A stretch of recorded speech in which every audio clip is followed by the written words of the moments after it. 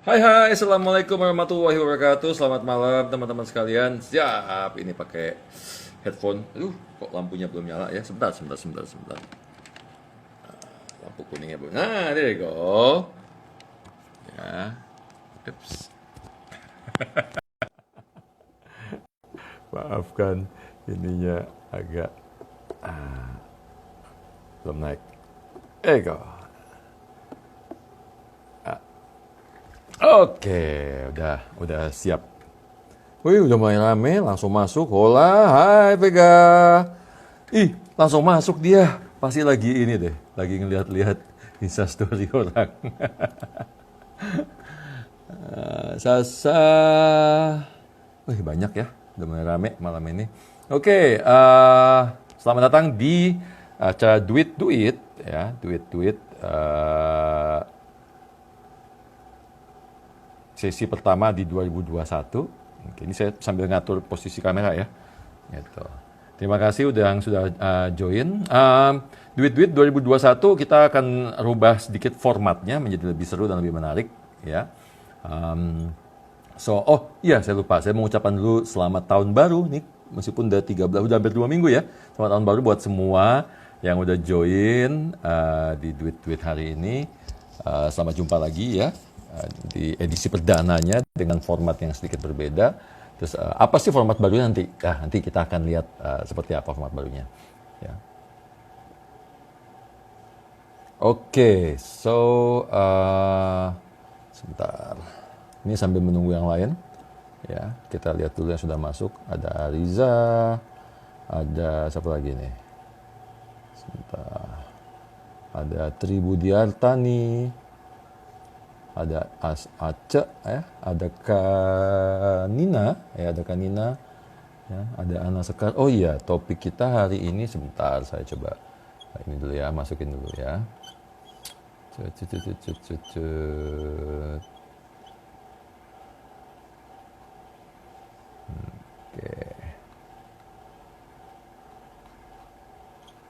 Mana tadi topik sih?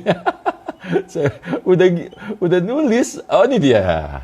Perubahan habit ya, ingin jadi kaya. Perubahan habit. Habit ingin. Bentar ya, saya ngetiknya ini pakai jempol dan jempol saya besar sekali, jadi ke skip ingin jadi kaya. There you go. Posting. Ya, selamat tahun baru untuk semua. Pin comment. There you go. Ya. Ada Steven, ada Haris Maulana, ada Kak Feby, ada Maura, ada Barin. Wih, rame. Sudah rame hari ini. Ya.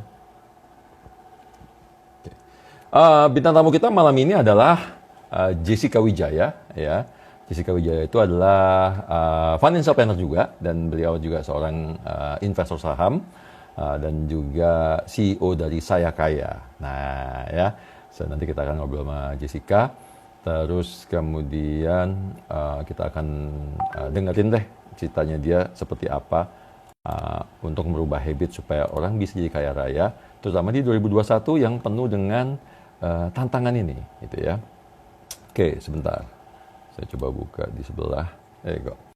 Ya. Apakah Jessica ada masuk? Ya. Oke, jadi yang berbeda format kita kali ini adalah selain saya ngobrol dengan Jessica, kita juga akan ada sedikit informasi tentang financial planning di awal, kemudian di akhir kita akan ada seru-seruan kayak semacam games ya. Dan juga saya mau kasih giveaway. Jadi buat teman-teman, tolong dengarkan dari awal sampai akhir. Di depan saya akan kasih beberapa clue yang nanti akan saya tanyakan di belakang untuk diberikan giveaway. Giveaway hari ini, minggu ini adalah 3 buku yang minggu lalu saya kasih juga di acara Kamis Kasus ya. Saya setiap Kamis itu ada di Insta Story saya, ada namanya Kamis Kasus ya, atau Kaskus singkatannya. Dan kita ngasih giveaway 3 buku, judulnya melajang lagi karena kasus yang minggu lalu adalah kasus tentang perceraian. Oke. Nah itu yang nanti akan kita bahas juga kalau memang waktunya memungkinkan gitu ya. Nah, itu kemudian sebelum kita mulai, buat teman-teman, kita juga mungkin sekarang ini dalam suasana berduka gitu ya, di luar bahwa kita juga penuh sukacita dengan adanya vaksin yang tadi pagi atau tadi siang baru saja dicoba, tapi kita dalam kondisi berduka ya. Kemarin ada kejadian pesawat Sriwijaya Air ya, SJ182 crash ya atau kecelakaan.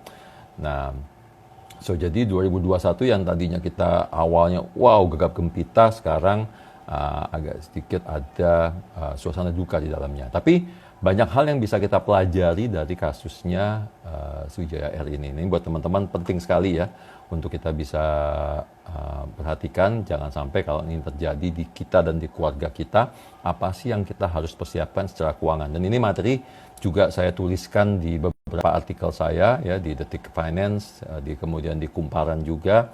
Nanti juga akan saya buatkan video di YouTube saya ya. Jadi seperti yang kita dengar kemarin hari Sabtu ya, kalau nggak salah Sabtu siang, pesawat Sriwijaya Air SJ182 mengalami kecelakaan, crash ya, musibah, jatuh ke laut, dan tim SAR sudah melakukan pencarian dan sudah ketemu. Nah, apa sih yang kita bisa ambil pelajaran dari kejadian ini di luar dari kita berduka dan turut prihatin dengan para keluarga dan korban ya, keluarga korban ditinggalkan. Pertama, buat teman-teman, dalam kondisi berduka dari sisi perencanaan keuangan yang kita harus persiapkan yaitu adalah dana darurat, emergency fund. Nah, ini emergency fund kita bisa lihat betapa pentingnya emergency fund. Dari masa pada saat pandemi kemarin kita merasakan buat teman-teman yang penghasilannya terganggu ya, atau kena PHK atau pengurangan penghasilan atau tidak punya penghasilan sama sekali, mereka-mereka yang bekerja di bidang entertainment dan sebagainya itu sangat-sangat terbantu dengan adanya emergency fund. Sama, kondisi kecelakaan juga sama gitu ya. Ketika ada kecelakaan, maka biasanya keluarga akan panik, ahli waris akan panik, akan banyak sekali aktivitas-aktivitas yang akan dilakukan yang membutuhkan banyak biaya, dan biaya itu kita sudah tidak pernah berpikir lagi bahwa ini benar nggak sih biayanya segini gitu ya. Dalam kondisi yang sedang panik ya, sedang berduka, maka kita harus mempersiapkan sejumlah dana. As simple as misalnya kita butuh untuk orang di rumah gitu ya, atau bahkan kalau kondisi memang sudah dipastikan meninggal dunia, maka kita mesti persiapan juga untuk menyambut jenazah dan sebagainya. Itu semua butuh biaya. Ya, itu semua butuh biaya di awal. Sementara dari dari santunan duka gitu ya, baik mungkin dari airlines-nya atau dari asuransi, itu kita akan terima kan nanti di belakang ya, masih butuh waktu, butuh proses sampai uang tersebut keluar. Maka di awal kita akan butuh dana sendiri ya untuk memenuhi kebutuhan-kebutuhan tadi yang masih berhubungan dengan kecelakaan tadi. Ya, di luar itu juga kita butuh dana kalau memang ternyata yang wafat atau meninggal dunia ini adalah kepala keluarga yang memang menghasilkan income untuk keluarga, maka otomatis keluarga atau ahli waris ditinggalkan butuh sejumlah dana untuk bisa melanjutkan kehidupan mereka paling tidak untuk beberapa bulan ke depan. Nah, inilah pentingnya yang namanya dana darurat atau emergency fund. Ya, jadi kembali terbukti betapa pentingnya emergency fund dalam konsep perencanaan keuangan. Gitu ya. Kemudian kedua, dan ini penting sekali untuk dipelajari buat teman-teman di sini. Ini pelajaran juga dari kasus-kasus kecelakaan sebelumnya. Ya, jadi sebelumnya ada kecelakaan kan, ada Lion Air, ada Air Asia dan lain sebagainya. Ya, coba Coba cek klaim asuransi yang Anda miliki. Ya, karena begini, teman-teman sekalian. Kemarin saya lakukan riset juga. Dalam kasus kecelakaan, terutama pesawat udara dan kapal laut, ketika kecelakaan terjadi di laut dan sulit mengidentifikasi jenazah atau jenazah tidak bisa ditemukan, maka perusahaan asuransi itu punya dua alternatif ya, dalam hal menangani klaim. Yang pertama, untuk klaim, perusahaan asuransi bisa saja langsung membayarkan klaim mereka terhadap ahli waris sesuai seperti yang tercantum dalam polis asuransi mereka, gitu ya. Itu yang pertama. Nah, kalau memang itu terjadi, syukur, alhamdulillah, puji Tuhan, berarti keluarga ahli waris bisa langsung mendapatkan klaim asuransi haknya mereka, gitu ya. Tapi kemudian belajar dari kasus-kasus sebelumnya, ada beberapa yang pada akhirnya menjadi klien saya, itu adalah yang menyatakan bahwa mereka harus menunggu, ya, mereka harus menunggu kisaran antara 1 sampai 2 tahun, ya, sebelum klaim asuransi jiwanya bisa dibayarkan. Nah, mengapa seperti ini? Karena untuk bisa mengklaim asuransi jiwa harus dibutuhkan adalah surat kematian. Ya, surat kematian itu dibutuhkan dengan catatan tadi ada jenazahnya ditemukan dan lain sebagainya, meninggal secara wajar. Tapi dalam meninggal kecelakaan di mana sulit untuk diidentifikasi atau tidak diketemukan jenazahnya, maka apabila perusahaan asuransi mengikuti aturan yang strict atau baku, maka mereka harus menunggu dulu sampai ada pernyataan dari pemerintah melalui pengadilan, misalnya menyatakan bahwa oke, semua yang ada dalam kecelakaan ini dinyatakan meninggal dunia. Nah, setelah ada pernyataan seperti itu, ada suratnya seperti itu, barulah kemudian klaim bisa dibayarkan. Ya, jadi ini saya bicara ini berdasarkan pengalaman dari kecelakaan-kecelakaan yang sebelumnya, gitu ya, bahwa ada loh perusahaan asuransi yang ternyata harus menunda dulu. Mereka akan membayar, tapi menunda dulu sampai mendapatkan pernyataan meninggal dunia tadi. Jadi teman-teman yang punya asuransi jiwa, punya polis asuransi jiwa, coba atau nanti dicek, pastikan perusahaan asuransi jiwa Anda atau polis Anda itu akan membayarkan yang versi yang pertama langsung bayar regardless apapun yang terjadi, atau yang versi yang kedua harus menunggu dulu baik 1 sampai 2 tahun sampai ada pernyataan klaim meninggal dunia atas kecelakaan tersebut. Ya, ini penting sekali. Oke. Kemudian kita juga tahu bahwa betapa pentingnya namanya asuransi kecelakaan, itu udah pasti, ya. Apalagi buat teman-teman yang sering traveling, gitu ya, asuransi kecelakaan, asuransi traveling itu penting untuk dimiliki. Yang keempat, ini namanya risk management. Nah, ini juga penting untuk diketahui dan dipahami buat teman-teman, ya. Dalam banyak kasus, contoh misalnya yang sebelumnya, kecelakaan sebelumnya Air Asia Jakarta Surabaya, kalau salah, Surabaya Singapura, ya. Kemudian yang dulu juga pernah ada Adam Air, gitu ya, dan banyak kecelakaan sebelumnya. Teman-teman pasti, terus juga yang kemarin ya, Sriwijaya Air, teman-teman pasti mendengar kabar ada beberapa korban yang mereka adalah satu keluarga, baik keluarga kecil maupun keluarga besar, yang traveling secara bersama-sama. Ketika terjadi kecelakaan, maka satu keluarga meninggal dunia semua, ya. Ini sebenarnya di luar kita bicara takdir, ya, tapi dari sisi perencanaan keuangan ini ada namanya risk management yang bisa kita hindari. Hindarinya caranya dengan gimana? Hindari adalah dengan cara tidak melakukan perjalanan atau traveling secara bersama-sama di dalam satu moda transportasi yang sama, gitu ya. Jadi kalau misalnya, ini sering banget orang Indonesia pengen liburan, kita rame-rame liburan gitu ya, ke Eropa gitu. Berangkat satu keluarga besar gitu, misalnya satu pesawat berangkat ke luar negeri gitu. Nah, ini yang berbahaya, ya. Risk management mengatakan bahwa ketika Anda traveling satu keluarga, baik keluarga kecil, suami, istri, anak, ataupun keluarga besar dengan saudara-saudara, sepupu, atau dari orang tua dan sebagainya, maka upayakan untuk melakukan perjalanan dengan moda transportasi yang berbeda. Ya, kalau memang naik pesawat, maka naik pesawatlah dengan jadwal yang berbeda, atau naik pesawat dengan pesawat yang berbeda tapi jadwalnya berdekatan. Ya, jadi pilihannya cuma 2, gitu ya. Misalnya Anda suka dengan pesawat, misalnya Garuda lah, gitu ya, berangkat ke Eropa. Garuda kan penerbangan sehari cuma 1 kali, berarti berangkatnya hari Senin dan hari Selasa misalnya, gitu, dipecah 2 pesawat atau 3 pesawat. Atau kalau mau dengan jam flight yang hampir sama atau mirip, misalnya saya nggak tahu ya ke luar negeri jam berapa, misalnya jam 6 atau jam 8 malam, maka naiklah pesawat yang berbeda, gitu ya, maskapainya berbeda. Nah, itu penting sekali, ya. Nah, jadi itu juga harus selalu kita perhatikan ketika melakukan traveling bersama-sama untuk tujuan destinasi yang sama, untuk menjaga risiko atau manajemen risiko supaya jangan sampai kalau terjadi kecelakaan maka satu keluarga besar habis meninggal dunia dalam kecelakaan yang sama, gitu ya. Kemudian juga balik lagi kita harus menata ulang kehidupan kita, ya, life must go on. Duka, sedih dan lain sebagainya, yes, betul, tapi yang paling penting adalah ahli waris harus kemudian tegar, ya, ikhlas dan berdiri lagi untuk kemudian menghidupi siapapun ahli warisnya, atau apakah anak, apakah keluarga, untuk masa depan mereka. Jadi memang berat, saya tahu sekali, ya saya sangat berempati, tapi itulah yang terjadi dan itulah yang harus kita persiapkan. Dan paling tidak sedikit banyak kalau kita sudah siap secara keuangan dari financial planning, maka setidak-tidaknya akan membantu kita secara keuangan. Gitu, ya. So, itu segmen pertama tadi udah, opening. Segmen kedua sudah, kita membahas current issue yang terjadi hari ini. Kita masuk sekarang ke segmen ketiga, kita akan panggil narasumber kita. Oh, sebelum segmen ketiga, ini ada tambahan dari Mas Barin ya.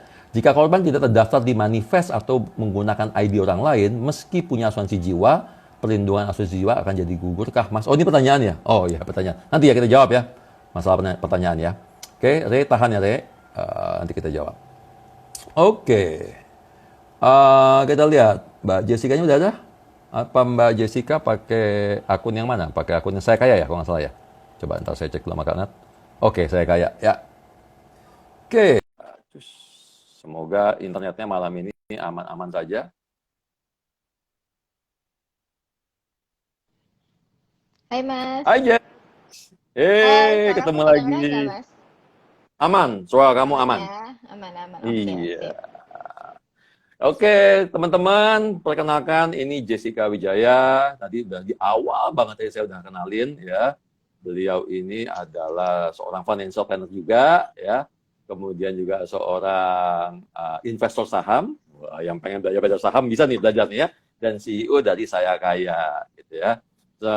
Akhir tahun kemarin ya, Desember ya, saya udah sharing di tempatnya Jessica, di grupnya Saya Kaya gitu. Sekarang gantian, kalau kemarin kita grupnya pakai Zoom, sekarang kita akan sharing di Duit ya, ngomongin perencanaan keuangan, ngomongin habit ya, habit orang yang ingin kaya ya, untuk mungkin 30 menit ke depan. Jadi kita konsepnya agak berubah nih Jess, tahun 2021. Jadi tadi di awal ada opening, aku kasih sedikit penjelasan tentang current issue, terus kita ngobrol. Nanti mendekati akhir, ada sekitar 15 menit, aku akan kasih fire question ya, 9 pertanyaan yang kamu harus jawab, pilih tanpa mesti mikir. Jangan susah ya Mas ya.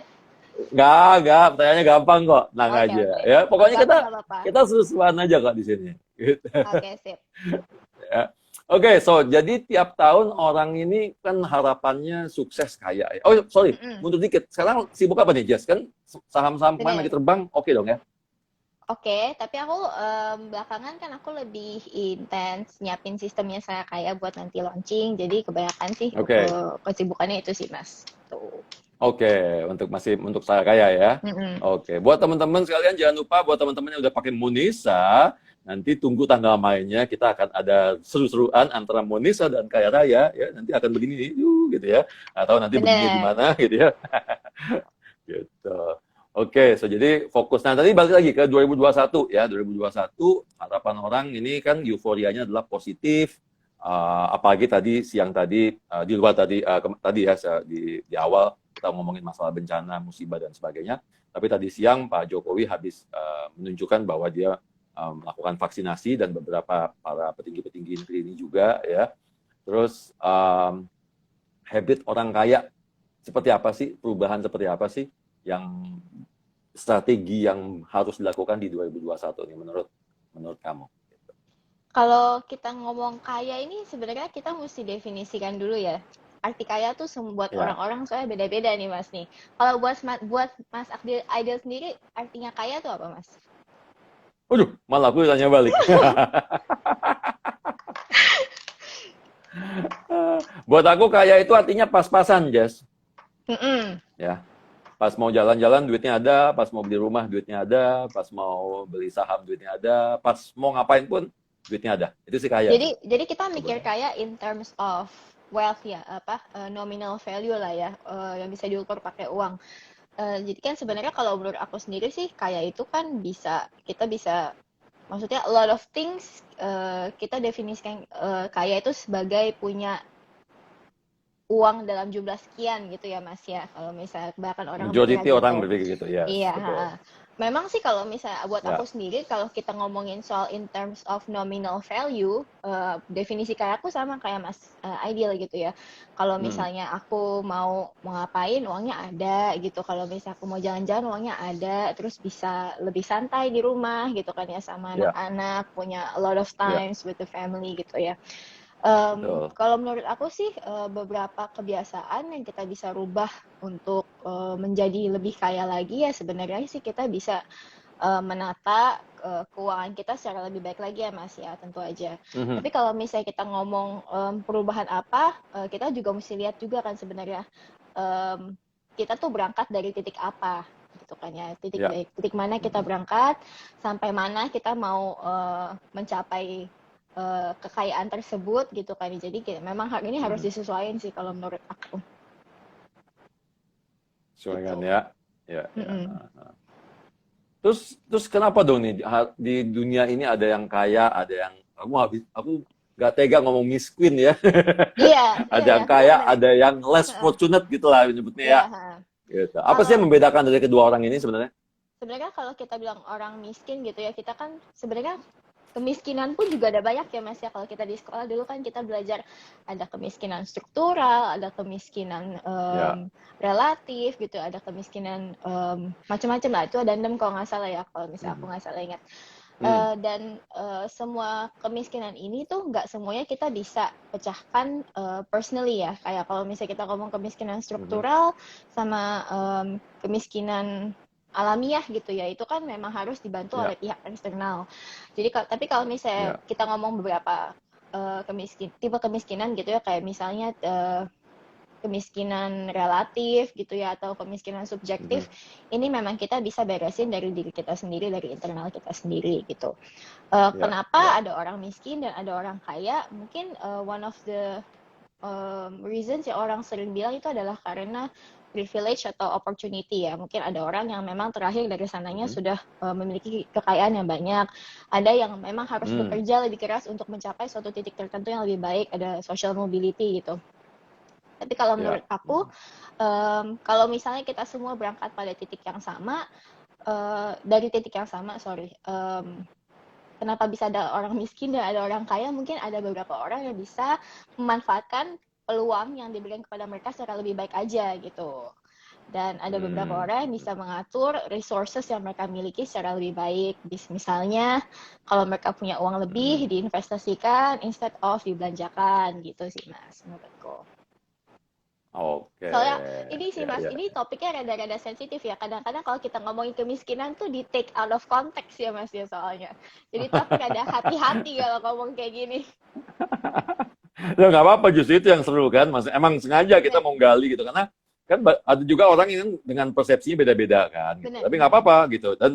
Dan buat aku sih nggak ada yang benar, nggak ada yang salah gitu. Karena kita kan di sini masing-masing punya opini dan masing-masing yang kita coba lihat kan adalah gimana sih apa yang kita lakukan bersama ini bisa, kalau bisa justru mengentaskan, bahasanya udah kayak pemerintahan banget ya, mengentaskan kemiskinan secara bersama-sama gitu kan. Yang enak Mm-mm, kan kalau bisa kaya bersama gitu kan. Ini kayak mm-mm. beberapa follower Jessica kayaknya nih ya kan, ada yang bilang saya ini kaya kalau saya ikhlas cut loss tuh katanya. Kalau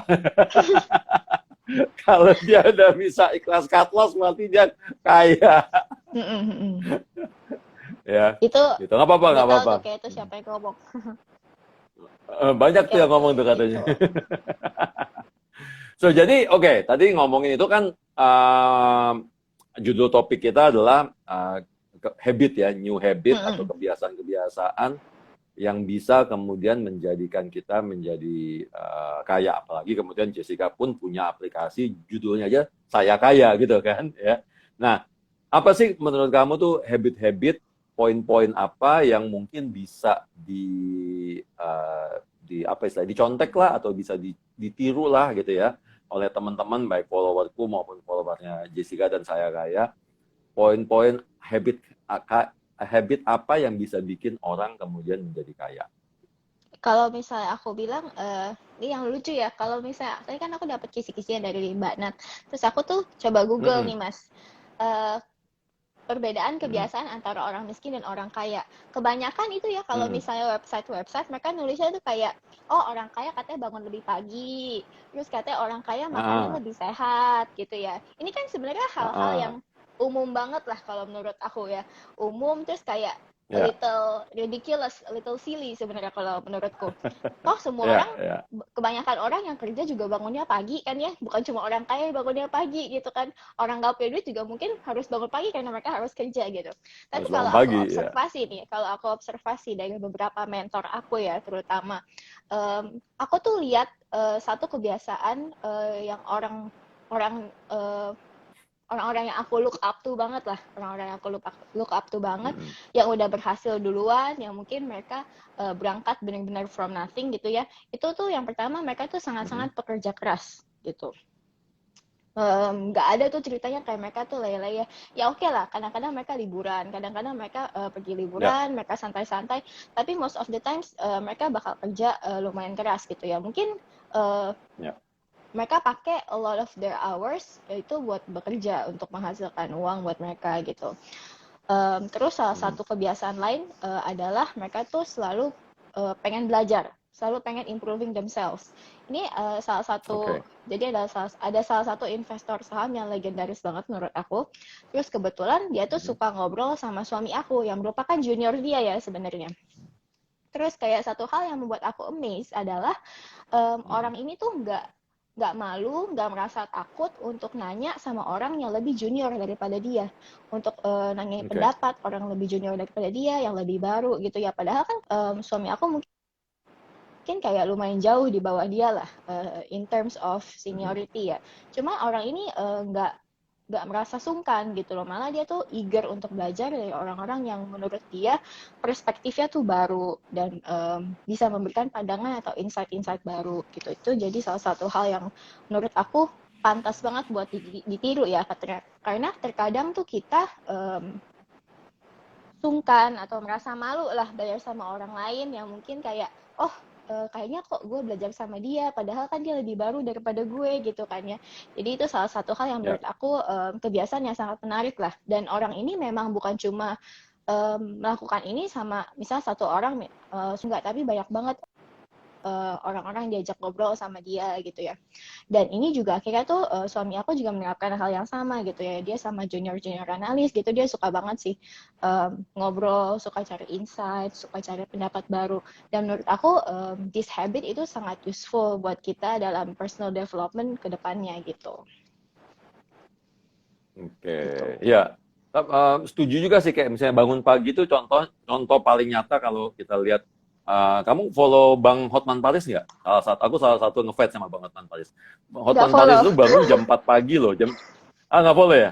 Dia Nggak. dia bangun jam 3:30 pagi loh. Jadi di saat kalau yang Muslim bangun pagi sholat subuh ya, di saat kita sholat subuh dia itu udah jalan keliling komplek olahraga, kemudian habis itu balik terus dia buka semua materinya dia gitu. Dan memang aku sendiri ngerasain ya, baca pagi-pagi, belajar pagi-pagi itu enak banget gitu karena Hmm. masih sunyi, masih sepi gitu ya, nggak ada apa namanya.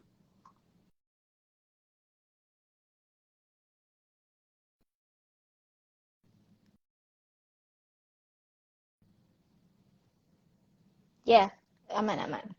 Oke, ya. Aku sendiri ngerasain gitu bahwa bangun pagi, melakukan aktivitas pagi kayak baca, belajar gitu, atau melakukan sesuatu itu lebih enak dan lebih cepat dan banyak sekali yang bisa selesai di pagi-pagi itu karena memang less distraction ya, HP nggak ada yang ganggu gitu ya, terus apa namanya nggak ada yang nelpon dan sebagainya sehingga bisa banyak a lot of things get done in the morning gitu ya. Terus kalau buat anak muda apa nih poin-poin kebiasaan yang bisa ditiru? Kan banyak milenial eh nih yang pengen uh, kaya.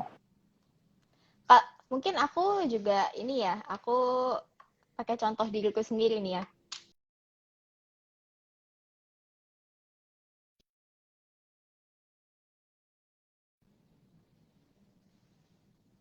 Internetku ya. Oke. Udah belum ya? Udah Ya, oke kan ya, Mas?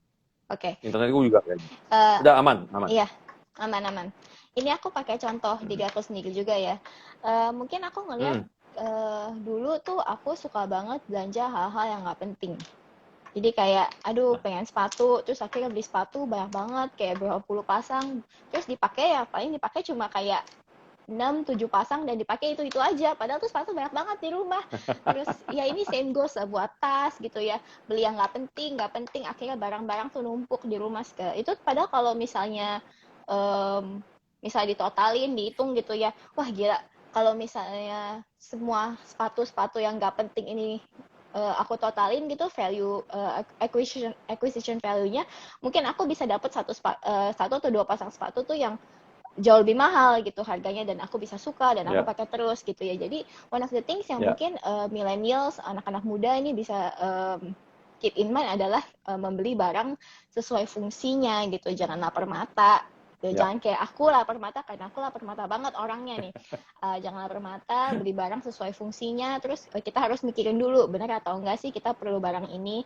Apakah ini cuma kayak keinginan semata, keinginan 5 menit yang akhirnya tuh bikin barang numpuk di rumah dan juga kayak sayang duitnya gitu sebenarnya. Ini sih salah satu hal yang aku sendiri rasain banget sih Mas, yang aku baru sadar sekarang yang kayak, aduh beli sepatu gitu ya, 800.000, 900.000, 10 pasang, aku bisa beli Dior sepasang gitu kan, 10 biji gitu kan. Iya betul.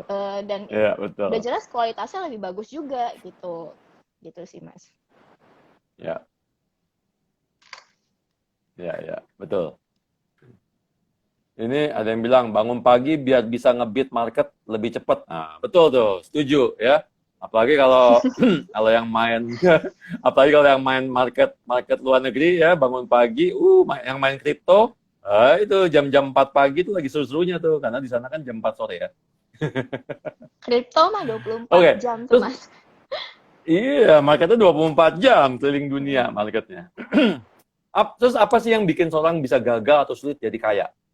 Kalau menurut aku Yes. sih, a lot of times itu tuh pride ya Mas ya, gengsi. Hmm. Kalau misalnya, Mhm. kalau kita lihat, ini again kita nggak ngomong ke orang miskin yang miskin secara struktural ya, itu karena it's not their fault Ya, lah ya kalau miskinnya.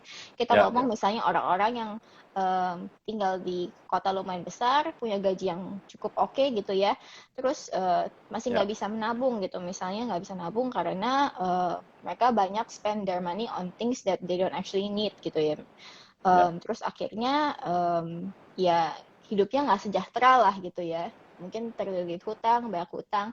Jadi mungkin salah satu hal itu gengsi sih sebenarnya. Kita tuh memaksakan untuk beli barang-barang yang kita nggak butuhkan untuk impressing the people that we don't even like. Mungkin sometimes itu tuh salah satu quote yang aku belajar juga dari mentor aku. Jadi ya itu sih. Yang pertama mungkin aku rasa adalah pride.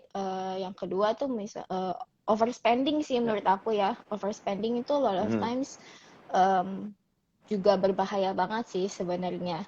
Apalagi kalau misalnya overspending sampai kelilit utang, terus utangnya P2P gitu ya, udah utang P2P, itu kan bunganya gede banget ya Mas ya, akhirnya itu gali lubang Iya, tutup lubang, terus akhirnya mesti minjem semua orang buat nutupin utangnya gitu kan, bikin repot semua orang juga. iya, Jadi ya itu mungkin iya, itu dua hal sih menurut aku yang paling utama sih menurut aku gitu. iya, iya, iya, betul sih ya, gengsi, peer pressure ya, peer pressure dari orang-orang sekitarnya ya kan, apalagi dengan sekarang sosial media yang harus tampil perfect gitu kan, posting di Instagram gitu ya, nah, jalan-jalan tiap minggu gitu.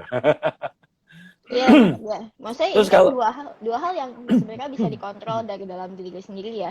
ya, Tentu aja kalau misalnya mhm, faktor yang nggak bisa dikontrol, kayak misalnya mesti kasih uang ke keluarga, orang tua, dan ya, saudara-saudara itu ya mungkin susah lah untuk dikontrol ya.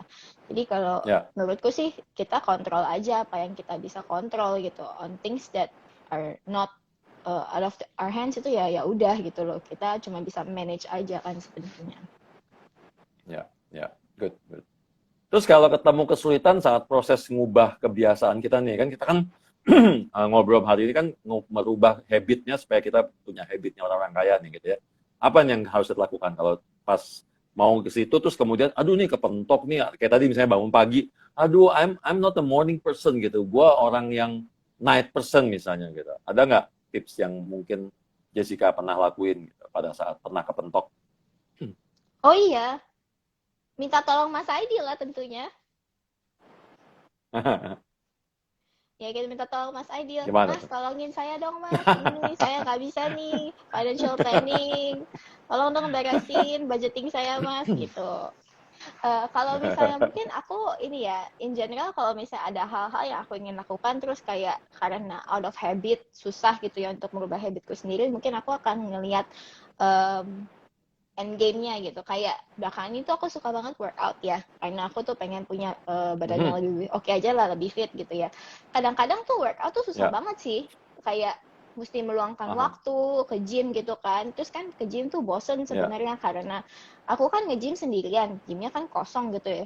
Eh, Ya. kan ya sendirian tuh jadi ya kadang-kadang kada males gitu kan. Sedangkan kalau kita ke gym, Ah. sebenarnya kalau kita lihat orang-orang banyak, orang-orang rame pada nge-gym, pada latihan, sebenarnya ini kan kayak bikin kita pressurize sendiri kan. Wah, orang-orang pada latihan, masa gue diem Ya. aja? Sedangkan kalau kita nge-gym sendiri itu kan Ya. kayak nggak ada yang ngeliatin gitu kan. Jadi kan kayak ya udahlah gue males duduk aja, akhirnya duduk training setengah jam gitu kan.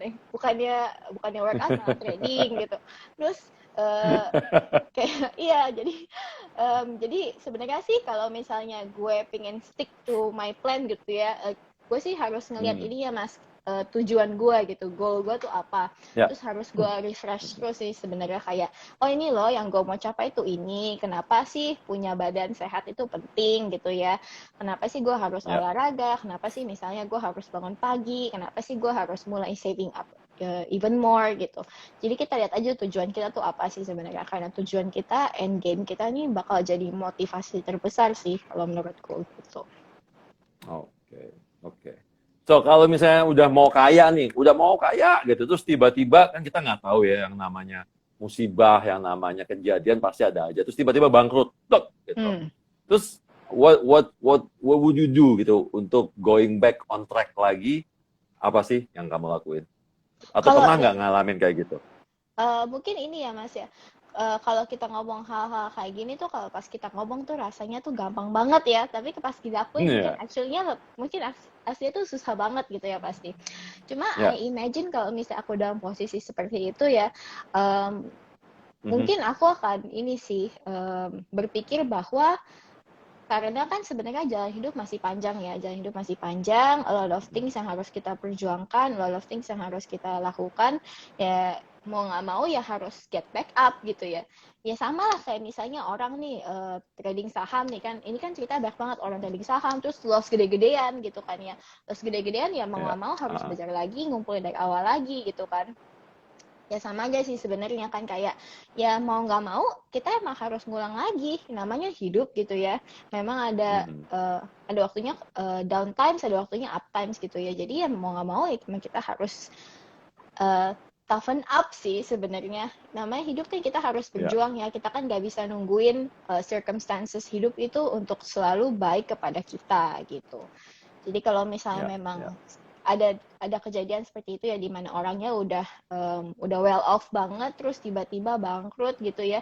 Ya harus mau nggak mau harus maksa diri sendiri buat bangun sih. Because no one else is going to do it Yes. for you, right? Uh, Yes. Cuma kita doang yang bisa ngontrol diri kita sendiri tuh mau apa. Jadi ya menurutku dalam situasi seperti itu ya harus toughen up sih Mas. Mau nggak mau harus Ya. bangkit Ya. sendiri gitu.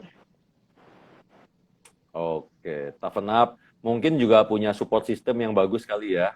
Paling Mm-mm. enggak kita mesti tahu gitu. Jadi karena at the end of the day kalau sampai terjadi apa-apa kita butuh banget kan support system.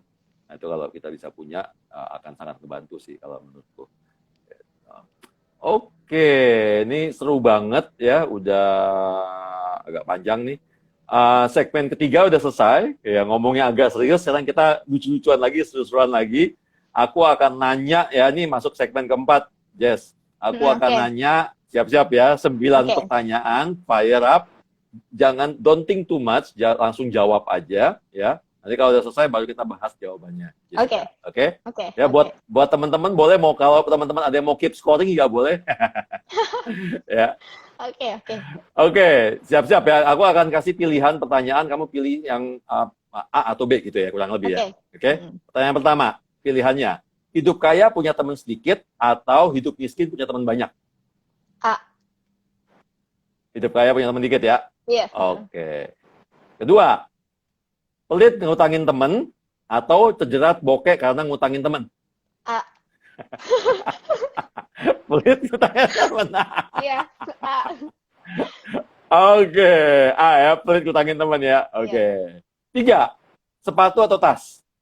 tas, Hah? Tas. tas, tas, tas. Oke, tas. Ya. Oke. 4, scrolling media sosial atau scrolling e-commerce? Gimana, Mas?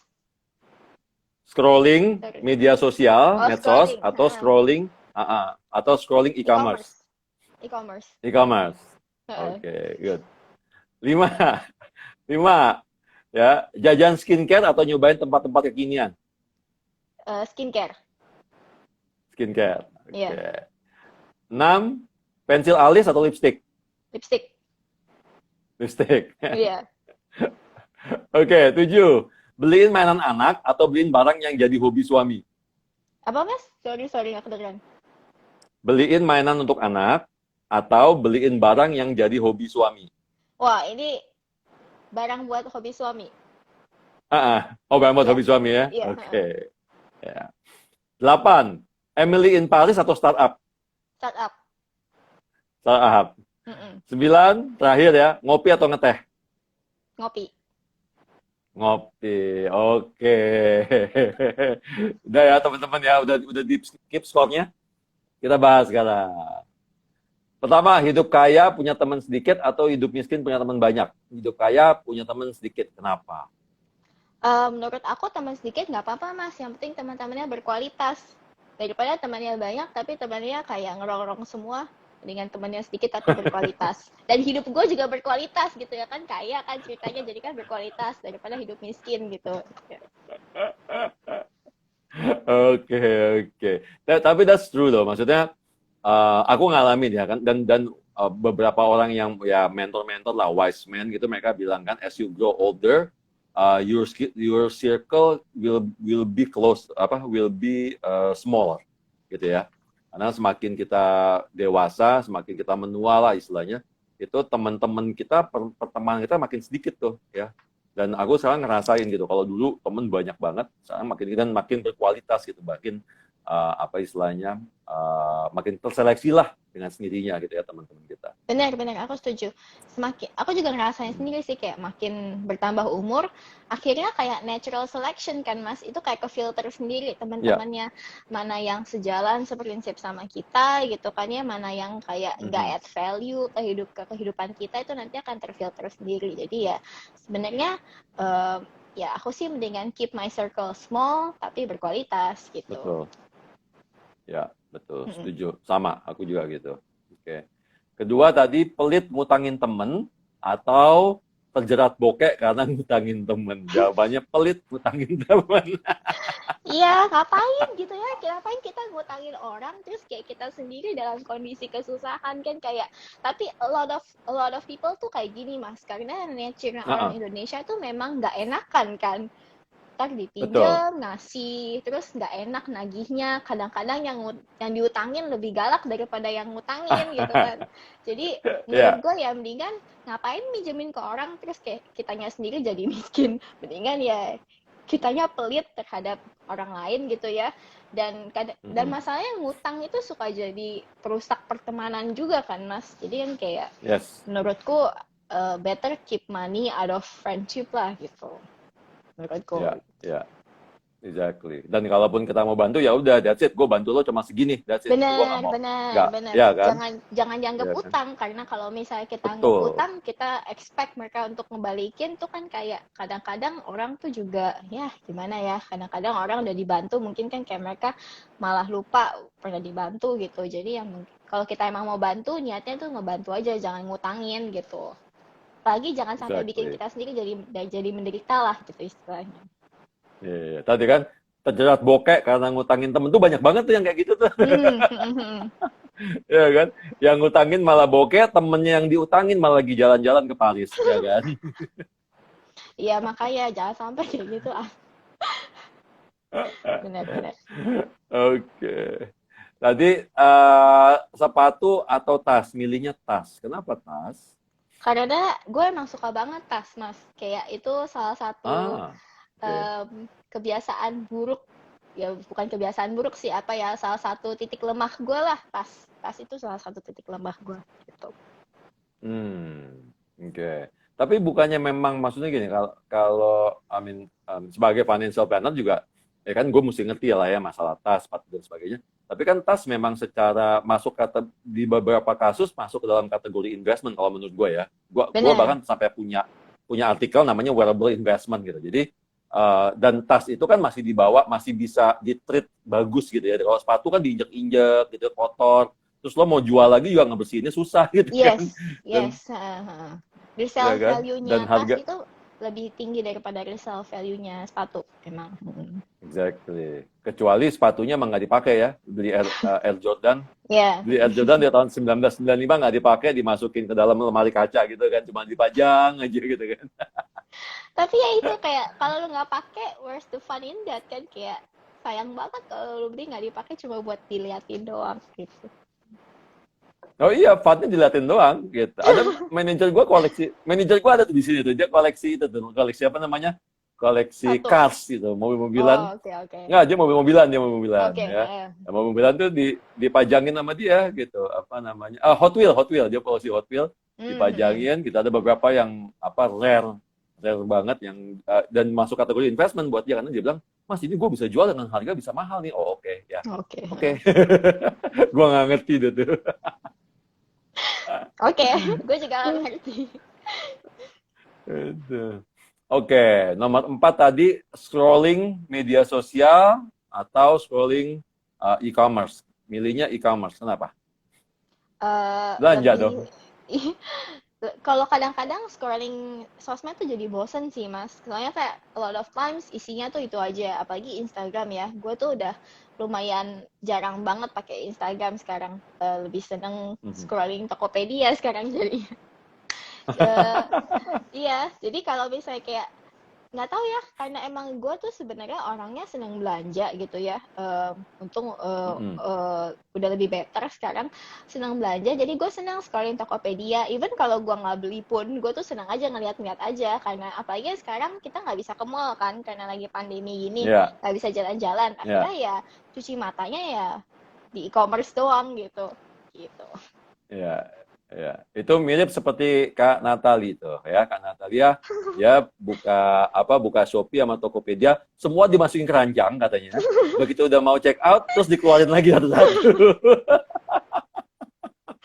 Masukin Akhirnya nggak ada di wishlist, check outin katanya. semuanya wishlist. Semuanya wishlist semua, masukin keranjang, begitu mau check out, dikeluarin lagi satu-satu gitu. Akhirnya nggak jadi belanja. Ya gue sering begitu juga sih sebenarnya. Mungkin tuh penyakit perempuan kali ya. Gitu ya. Dia Nanti di apa? keranjang The sampai art of 100 gitu. milih-milih. Iya, Ah, ah, ah. iya, iya, bener. Bener. Oke. Oke, terus berikutnya tadi jajan skincare sama lawannya atau nyobain tempat kekinian. Kamu pilih Mm-mm. skincare. Kenapa? Soalnya kalau ke tempat kekinian tuh seringnya masih rame banget mas, masih rame, masih ngantri. Mhm, Terus gue tuh orangnya sangat males ngantri untuk makanan. Jadi kalau mhm, misalnya disuruh ngantri gitu ya sejam, 2 jam, kayak misalnya kayak kemarin Taco Bell gitu ya, ngantri sampai panjang mhm. banget, sampai keluar. Aduh, gue mendingan nanti aja deh, tunggu pas udah sepi, udah orangnya udah normal, baru gue datang ke sana Yes, gitu. Karena gue yes, males banget ngantri kelamaan gitu. yes. Setuju. Gue juga berkali-kali mau ke Taco Bell nggak jadi. Males kan, ngantrinya panjang banget Iya, gitu. Jadi ya iya, ngapain, mendingan gue duduk di rumah. Banyak hal yang bisa iya dikerjain betul. gitu daripada lu cuma di situ nungguin makanan doang kan, kayak aduh males banget, nanti aja Iya, gitu. exactly. Tenang aja, orang Indonesia 3 bulan bosan kok. Habis 3 bulan baru Benar, kita ke Taco Bell nanti bareng ya. benar, benar, setuju. Tadi pensil alis atau lipstick? Jawabannya lipstick. Ya, Kenapa? karena gue emang Mm-mm. di antara semua alat makeup gue sangat suka lipstick.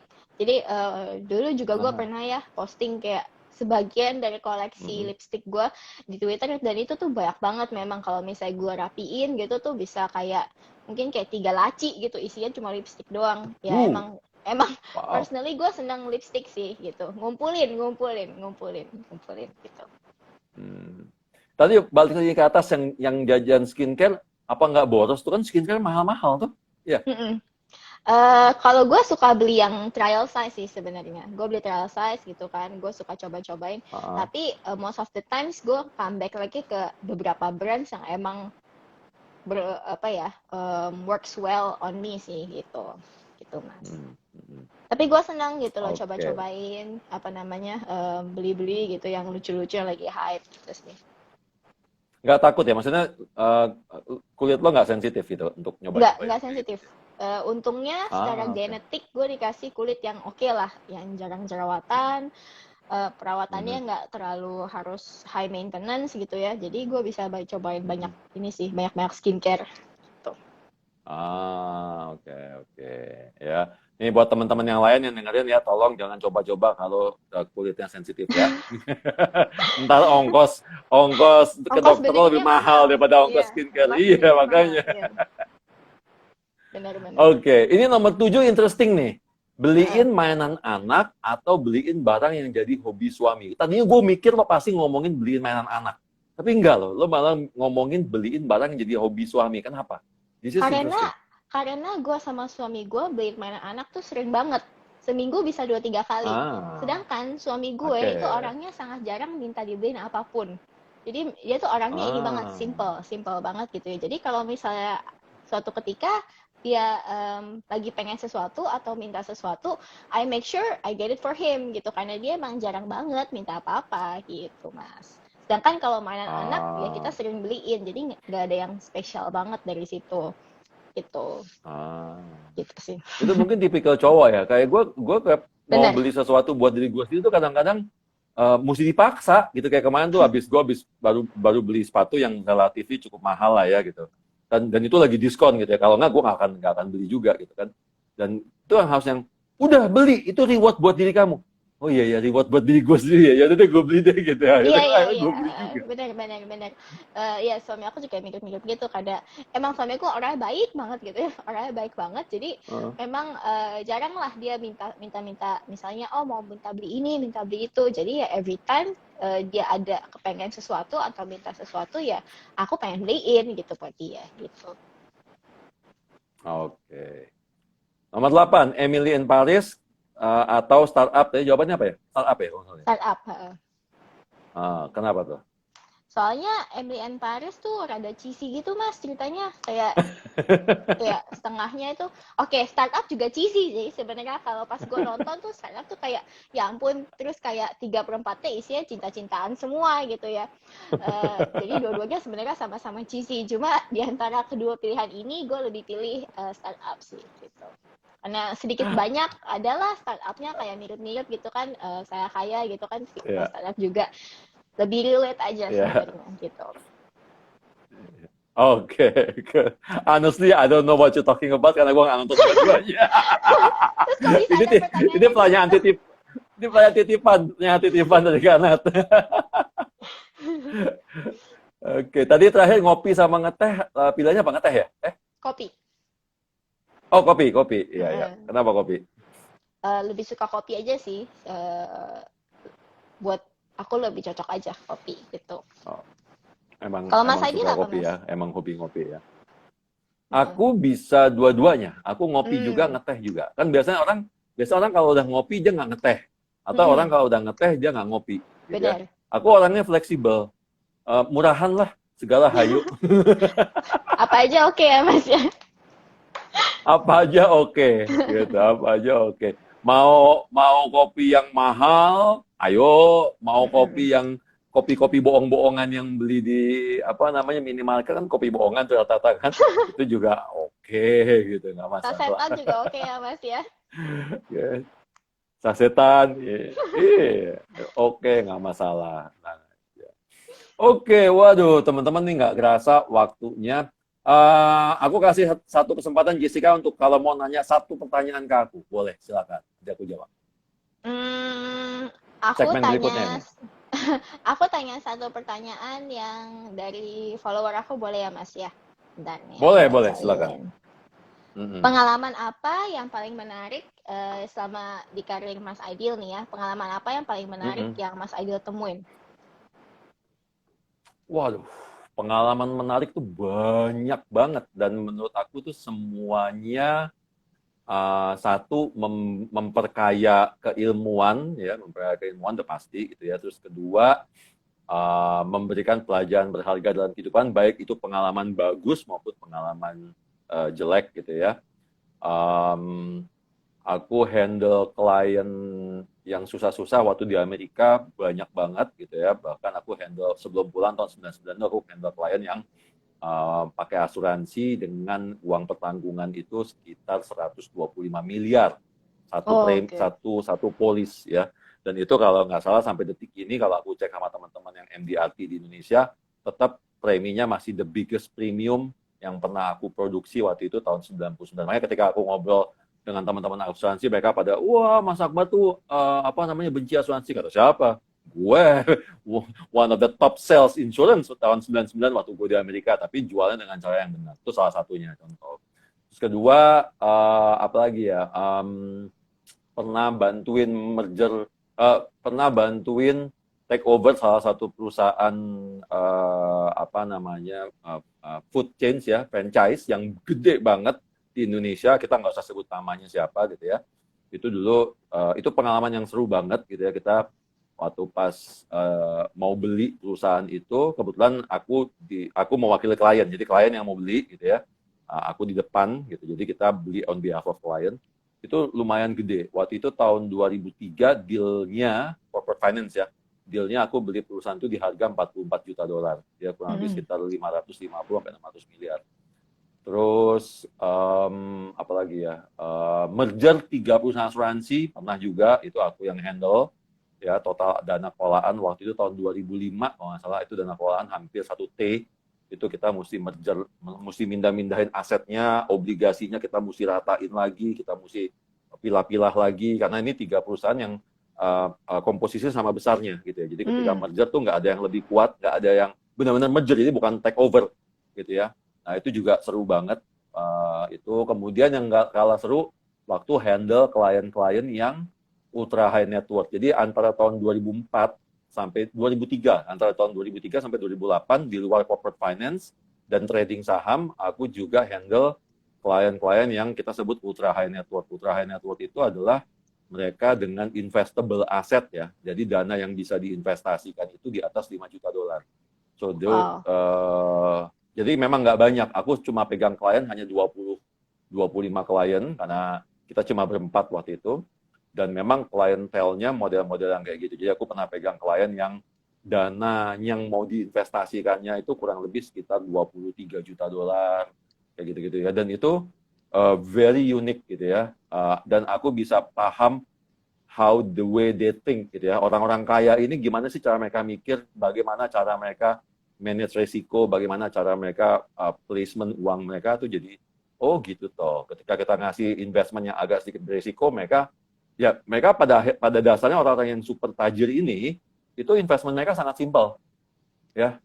Karena kenapa? Karena at the end of the day buat mereka preserve wealth-nya mereka lebih penting dibandingin cari return. Benar. Gitu ya. Karena buat mereka ya kalau gue ngomong gini, ya iyalah bunga dari investment lo aja nggak habis gitu. Benar. Ya, jadi investmentnya dia punya bunganya berbunga lagi, itu bunganya aja nggak habis tiap bulan dipakai sama dia. Ngapain lo mesti nyari ekstra resiko gitu ya, Benar. Setuju. dengan invest di investment yang lebih tinggi lagi resikonya gitu. So jadi menarik gitu ya.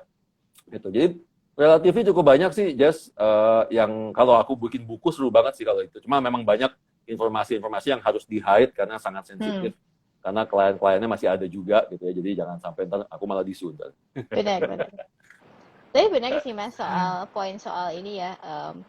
Kalau misalnya memang return yang kita dapatkan itu udah cukup, sebenarnya memang nggak perlu nyari extra risk gitu ya. Nggak perlu nambahin extra risk dalam portfolio kita yang kita nggak perlu dan kita nggak suka gitu kan. Jadi memang tuh gue setuju banget sih sama poin lo Mas. Gitu.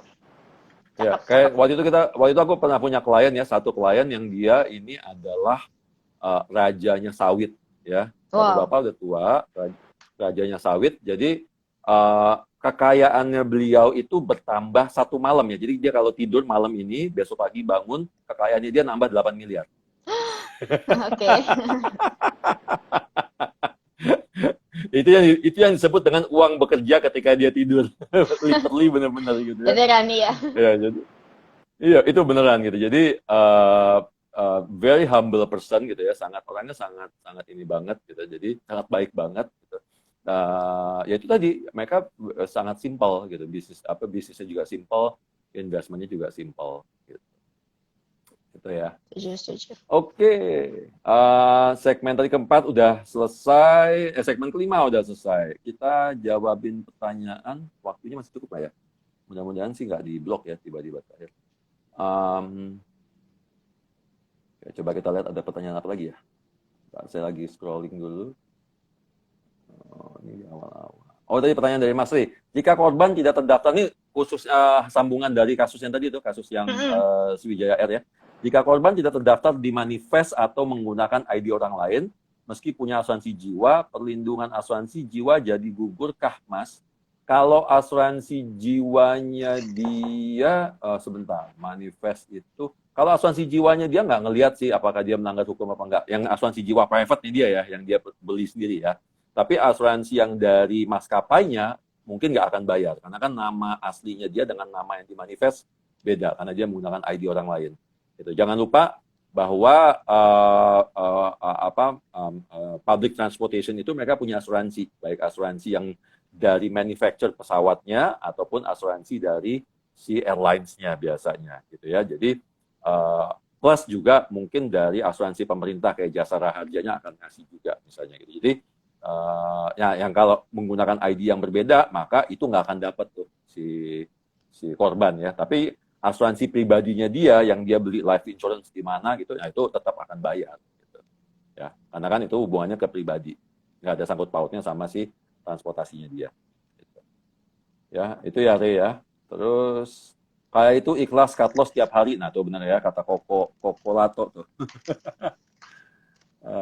Mau jadi orang berada, asal interval nggak di cut loss ya, Om Kokolado.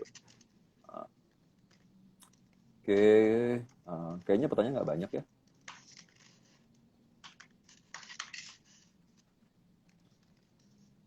Apa lagi? Oke, kalau kayaknya pertanyaan nggak terlalu banyak. Aku mau ngasih giveaway 3. Silakan Jessica, ada pertanyaan nggak yang hubungannya sama yang tadi kamu bahas? Giveaway-nya kayak gimana nih Mas bentuknya? Buku. Aku kasih buku. Oh buku. Mas Aidil Mm-mm. aja. Mas Aidil kan pasti kan yang lebih ngerti termsnya bagusnya gimana. Nggak apa-apa. Satu pertanyaan dari kamu. Pertanyaan Ayo. buat follower ya berarti ya Mas ya? Ya. Buat follower. Oke. Mm-mm. Apa ya?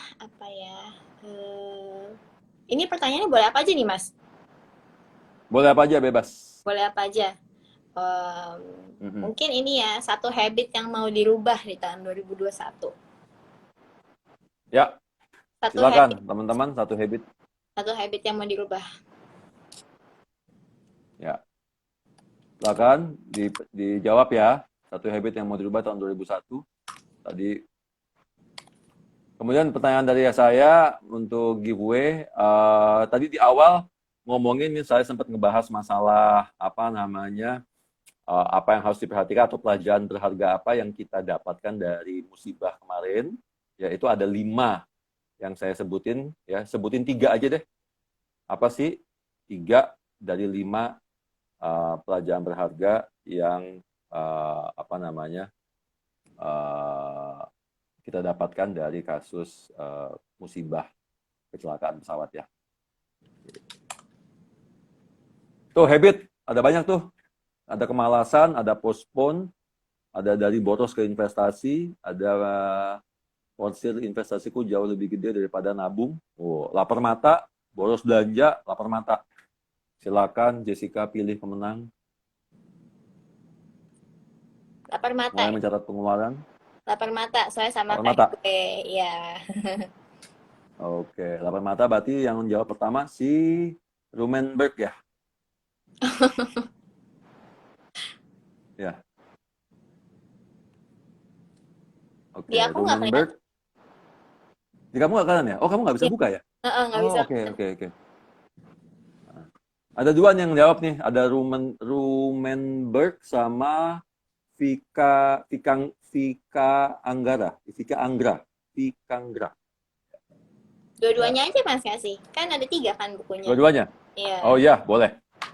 Oke, tadi yang pertanyaan saya mana? Ada yang jawab dari 5 pelajaran berharga dari musibah. Sebutin 3.